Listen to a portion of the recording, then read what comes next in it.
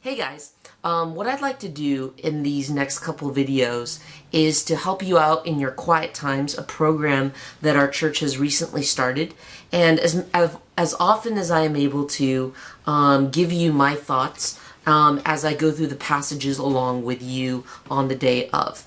Okay, so today's passage is from Genesis 9 to verse 20 to 27.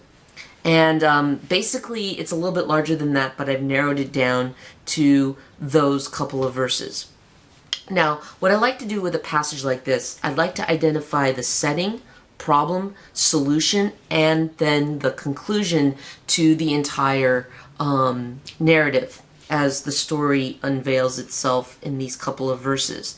And I do this because I want to highlight usually the solution and the problem, and that's where the main lesson is for me in a passage like this. So let me read this passage out really fast and let's go through it. I may not be able to get to all the 8 questions in this video, but I definitely want to help you in reading through a passage like this. First of all, let me start off with verse 20 and just read through it. It's coming from the ESV version. Noah began to be a man of the soil, and he planted a vineyard. He drank of the wine and became drunk and lay uncovered in his tent. And Ham, the father of Canaan, saw the nakedness of his father and told his 2 brothers outside. Then Shem and Japheth took a garment, laid it on both of their shoulders, and walked backwards and covered the nakedness of their father. Their faces were turned backwards, and they did not see the father's nakedness. When Noah awoke from his wine, he knew what his youngest son had done to him, and he said, "Cursed be Canaan, a servant of servants shall he be to his brothers." He also said, "Blessed be the Lord, the God of Shem, and let Canaan be his servant.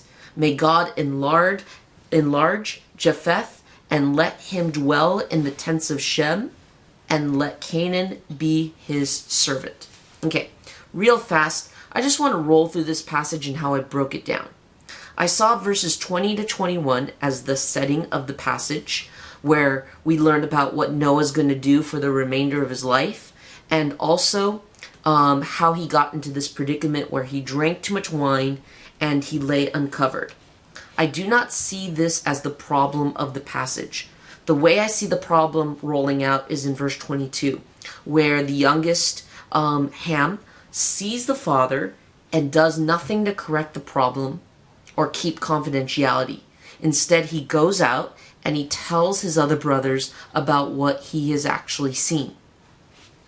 In verse 23, we see the 2 older brothers. They back themselves into the tent not to look upon the nakedness of their father, and they correct the situation by laying a garment over. And in verse 24 all the way down to verse 27, we find out that Noah discovers what has taken place with his youngest, and he curses him as well as blesses the actions of the 2 older brothers, or the 2 older sons.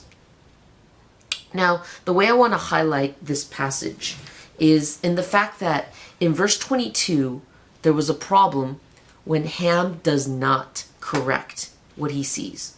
And there's a temptation in verse 23 where the 2 older brothers can be tempted to do what the youngest brother did, and that is not correct the shamefulness of their father. We see that Noah is able to recognize the actions of his youngest and curse the actions of the youngest. And this is where I see the main lesson of this passage. The main lesson of this passage is that Noah is able to recognize that our actions reveal the conditions of our heart, and that the actions of the 2 older brothers reveal the reverence in their hearts.